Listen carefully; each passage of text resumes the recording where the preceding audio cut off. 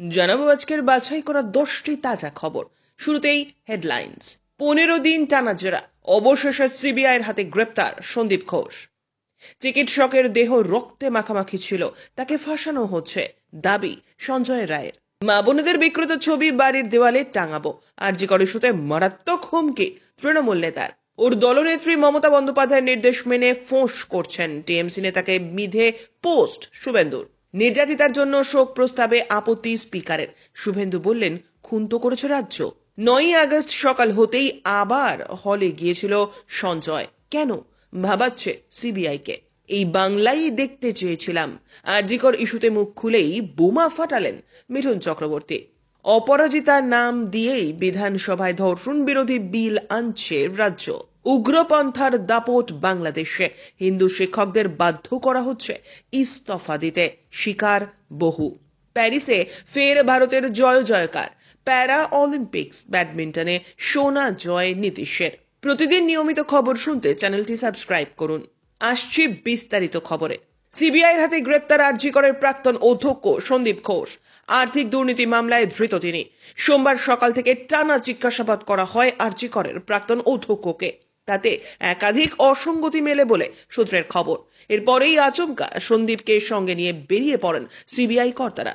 অবশেষে গ্রেপ্তার করা হলো আরজিকর হাসপাতালের প্রাক্তন অধ্যক্ষ সন্দীপ ঘোষকে। গত 16ই আগস্ট থেকে টানা 15 দিন সিবিআই জেরার মুখোমুখি হতে হয়েছিল সন্দীপকে। গত শনি এবং রবিবার শুধু তাকে জেরা করা হয়নি, সোমবার আবার তাকে তলব করা হয় সিজিও কমপ্লেক্সে। সন্ধ্যায় সেখান থেকে বার করে সিবিআই অফিসাররা সন্দীপকে নিয়ে যান নিজাম প্যালেসে। তারপরেই কেন্দ্রীয় তদন্তকারী সংস্থার তরফে জানানো হয় গ্রেপ্তার করা হয়েছে তাকে। গত 9ই আগস্ট আরজি করে মহিলা চিকিৎসককে নৃশংসভাবে খুনের ঘটনার পর থেকেই তৎকালীন অধ্যক্ষ সন্দীপের ভূমিকা নিয়ে প্রশ্ন উঠতে শুরু করে নানান মহলে। গত 15ই আগস্ট তাকে প্রথমবার তলব করে সিবিআই। সেদিন হাজিরা দেননি সন্দীপ। পরদিন অবশ্য রাস্তা থেকে সোজা সিবিআই এর গাড়িতে ওঠেন তিনি। তাকে নিয়ে যাওয়া হয় সিজিও কমপ্লেক্সে, সিবিআই এর দপ্তরে। তারপর থেকে 24শে আগস্ট পর্যন্ত টানা 14 দিন তাকে তলব করা হয় সিজিওতে। দৈনিক 10 থেকে 14 ঘন্টা পর্যন্ত সিবিআই দপ্তরে থাকতে হয়েছিল সন্দীপকে। আরজি করের চিকিৎসককে ধর্ষণ এবং খুন কাণ্ডে এবার বিস্ফোরক দাবি অভিযুক্ত সঞ্জয় রায়ের। সিবিআই সূত্রে খবর, সঞ্জয় রায় তার আইনজীবী কবিতা সরকারকে জানিয়েছে, সে যখন চিকিৎসককে দেখে সেই সময় তার দেহ রক্তে মাখামাখি অবস্থায় ছিল। সে কিছুই করেনি, তাকে ফাঁসানো হচ্ছে বলেও আইনজীবীর কাছে দাবি করেছে সঞ্জয়। একটি সর্বভারতীয় সংবাদ মাধ্যমের খবর অনুযায়ী পলিগ্রাফ পরীক্ষার সময়ও সঞ্জয় রায় যে নির্দোষ তা প্রমাণ করে। সঞ্জয় রায়কে 10টি প্রশ্ন জিজ্ঞাসা করা হয়, যার মধ্যে চিকিৎসককে খুনের অভিযোগের পরে সে কি করে তা সিবিআইকে জানিয়েছে সে। এমনকি সঞ্জয় ওই চিকিৎসককে 9ই আগস্ট রাতে খুন করেনি বলে সিবিআই এর সামনে দাবি করে, যদিও এই দাবির সত্যতা যাচাই করা হয়নি। রিপোর্ট অনুযায়ী পলিগ্রাফ টেস্টের সময় সঞ্জয় রায় দাবি করে 9ই আগস্ট রাতে সে যখন হাসপাতালের সেমিনার রুমে ঢোকে সেই সময় ওই চিকিৎসক তরুণী অজ্ঞান অবস্থায় সেখানে পড়েছিলেন। পাশাপাশি 9ই আগস্ট রাতে ওই চিকিৎসক তরুণীকে রক্তাক্ত অবস্থায় দেখতে পায় সঞ্জয়, যা দেখে সে ভয় পেয়ে যায় এবং এক দৌড়ে সেমিনার রুম থেকে বেরিয়ে যায় বলে পলিগ্রাফ টেস্টে দাবি করেছে সঞ্জয় রায় নামের ওই সিভিক ভলেন্টিয়ার। এমনকি ওই চিকিৎসক তরুণীকে সে চিনত না, তাকে ফাঁসানো হচ্ছে বলেও সঞ্জয় দাবি করেছে বলে খবর। সঞ্জয়ের আরও দাবি, এই ঘটনার পর সে পুলিশকে কিছু জানায়নি, ভয়।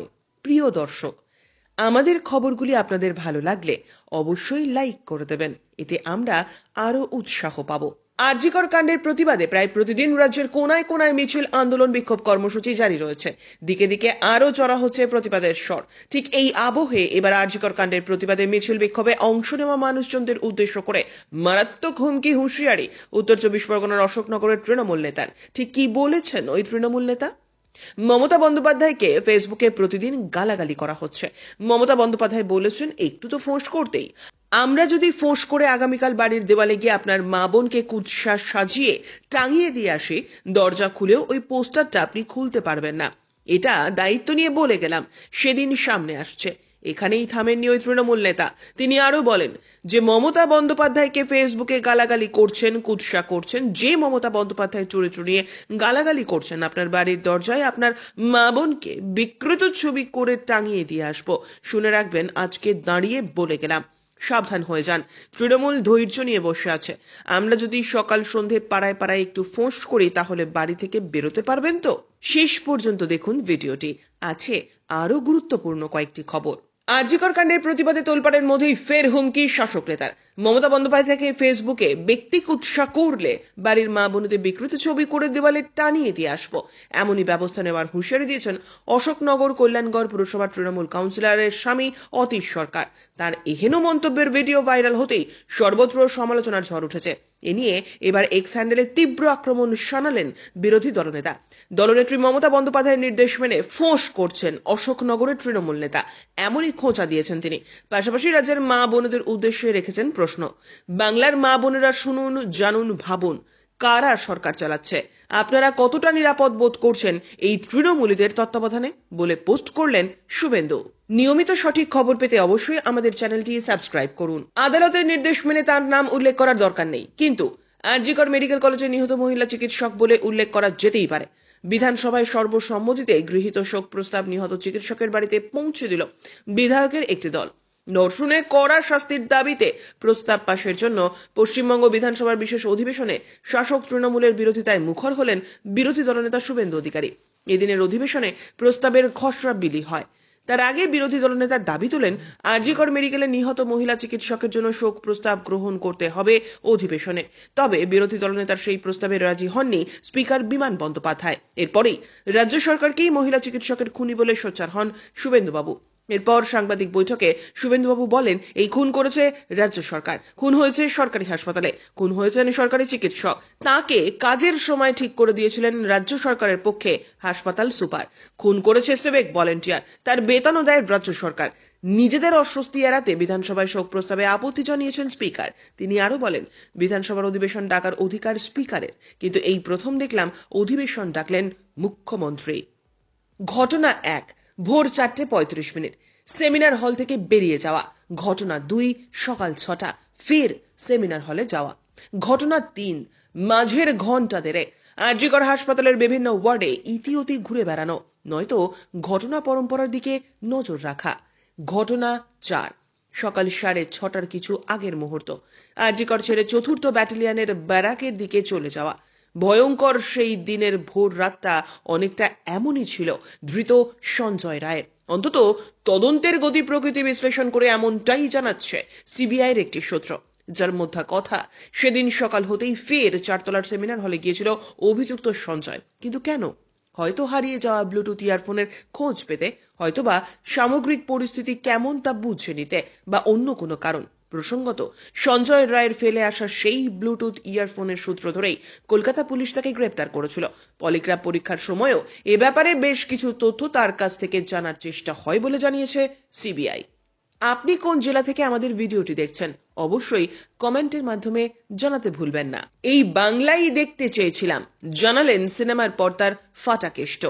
আরজিকর কাণ্ড নিয়ে যখন গোটা রাজ্যে ছড়িয়ে পড়েছে প্রতিবাদ, বিচার চেয়ে মহানগরীর রাজপথে চলছে মিছিল, সেই মিছিলে পা মেলাতে দেখা যাচ্ছে সাধারণ নাগরিক, মহিলা, এমনকি টেলি তারকাদেরও। আর তাতেই সকলের এখন একটাই দাবি, জাস্টিস ফর আরজিকর। এই প্রতিবাদী বাংলাকে দেখেই আজ যেন গর্বিত সিনেমার পর্দার জনপ্রিয় হয়ে ওঠা ফাটাকেষ্ট মিঠুন চক্রবর্তী। মুম্বাই থেকে এদিন শহরে বিশেষ কাজে এসে কলকাতা বিমানবন্দরে এমনটাই জানালেন এই বলিউড অভিনেতা। রাজ্যে চলা আন্দোলন প্রসঙ্গে বলতে গিয়ে এদিন মিঠুন বলেন, এই বাংলাই দেখতে চেয়েছিলাম।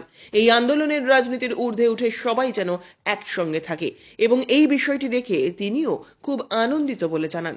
পাশাপাশি তিনি এও জানিয়ে দেন, আর আমি এটা বলছি মানেই বিজেপি বলছে না, আমি মিঠুন চক্রবর্তী হিসেবে বলছি। রাজনীতির ঊর্ধ্বে গিয়ে এই আন্দোলনে একসঙ্গে থাকার বার্তা প্রিয় অভিনেতার মুখে শুনে যেন আরো উজ্জীবিত হলেন মিঠুন ভক্তরা। ধর্ষণ বিরোধী কড়া আইন প্রণয়নে বিধানসভার অপরাজিতা উইমেন চাইল্ড বিল 2024 আনছে রাজ্য সরকার। আগামীকাল অর্থাৎ মঙ্গলবার রাজ্য বিধানসভায় যে বিল আসতে চলেছে এখনো পর্যন্ত তার সম্পর্কে বিস্তারিত জানা যায়নি। তবে এটা জানা গিয়েছে যে তার নাম হতে চলেছে অপরাজিতা উইমেন চাইল্ড বিল, পশ্চিমবঙ্গ ফৌজদারি আইন সংশোধন 2024 অনুযায়ী। এই বিল বিধানসভায় পেশ করবেন আইনমন্ত্রী মলয় ঘটক। আগামীকাল এই বিলের আলোচনায় উপস্থিত থাকবেন মুখ্যমন্ত্রী মমতা বন্দ্যোপাধ্যায়। ধর্ষণ বিরোধী আইন আগেও হয়েছে দেশে, কিন্তু এবারের পশ্চিমবঙ্গ বিধানসভার এই আইন অবশ্যই বাকিদের থেকে আলাদা। একই সঙ্গে তাৎপর্যপূর্ণও বটে। সেটা আরও স্পষ্ট হয়েছে বিলের নাম পরিবর্তনে। বিধানসভায় কালকের বিশেষ অধিবেশনে কোনো প্রশ্নোত্তর পর্ব থাকছে না। বিলের ওপর আলোচনা দিয়েই অধিবেশন শুরু হবে বলে জানা গিয়েছে। এই বিলে আলোচনার জন্য 2 ঘন্টা সময় দেওয়া হয়েছে। উল্লেখ্য, এই বিলটি কোনো নতুন বিল নয়, আদতে এটি একটি সংশোধনী বিল, শুধুমাত্র বিলের নামটাই পরিবর্তন করা হয়েছে। হাসিনা সরকারের পতনের পর বাংলাদেশে উপদেষ্টা সরকার গঠিত হলেও নৈরাজ্যে ভাটা পড়েনি। প্রতিবেশী দেশে হিন্দুদের ওপর লাগাতার নির্যাতনের মাঝেই এবার জানা গেল সরকারি পদ থেকে সংখ্যালঘুদের ইস্তফা দিতে রীতিমতো বাধ্য করা হচ্ছে, যাদের মধ্যে বেশিরভাগই শিক্ষক। রিপোর্ট বলছে এখনো পর্যন্ত ঘটনার শিকার হয়েছেন 49 জন শিক্ষক শিক্ষিকা। সোশ্যাল মিডিয়ায় ভাইরাল হয়েছে সেই ঘটনার একটি ভিডিও। বরিশালের সরকারি বাকিরগঞ্জ কলেজের অধ্যক্ষ শুক্লা রায় জানান, জোর করে তাকে পদত্যাগ করতে বাধ্য করা হয়েছে। তার কথায়, পরিস্থিতি এমন ছিল যে ইস্তফাপত্রে শুধুমাত্র পদত্যাগ করলাম লিখতে পেরেছিলাম, তার নিচে সই করে কলেজ থেকে বেরিয়ে যেতে হয়। এমন ইস্তফার একাধিক ভিডিও সোশ্যাল মিডিয়ায় ভাইরাল হয়েছে, যেখানে দেখা গিয়েছে রীতিমতো শারীরিক নিগ্রহ করে শিক্ষকদের চাকরি ছাড়তে বাধ্য করা হচ্ছে। এই ধরনের ঘটনা চলাকালীন এক অধ্যাপককে হৃদরোগে আক্রান্ত হতেও দেখা যায়। প্যারালিম্পিকে সোনা জিতলেন ভারতের প্যারা শাটলার নীতেশ কুমার। SL3 ক্যাটাগরিতে সোমবার ব্রিটিশ প্যারা শাটলার ড্যানিয়েল বেথলকে হারিয়ে সোনা ঘরে তুললেন নীতেশ। ফাইনালে বেশ লড়াই হলো দুই খেলোয়াড়ের মধ্যে। ভারতের প্যারা শাটলার প্রথম গেম 21-14 জেতেন। দ্বিতীয় গেমে দারুণভাবে ফিরে আসেন বেথেল। দ্বিতীয় গেম ড্যানিয়েল বেথেল জিতে নেন 21-18-তে। তৃতীয় গেমেও দারুণ লড়াই হলো। শেষমেশ নীতেশ জিতে নেন 23-21-এ। এদিন ব্যাডমিন্টন থেকে সোনা ঘরে তোলায় ভারতের ঝুলিতে এলো দ্বিতীয় সোনা। খবর এখনকার মতো এ পর্যন্তই। ধন্যবাদ।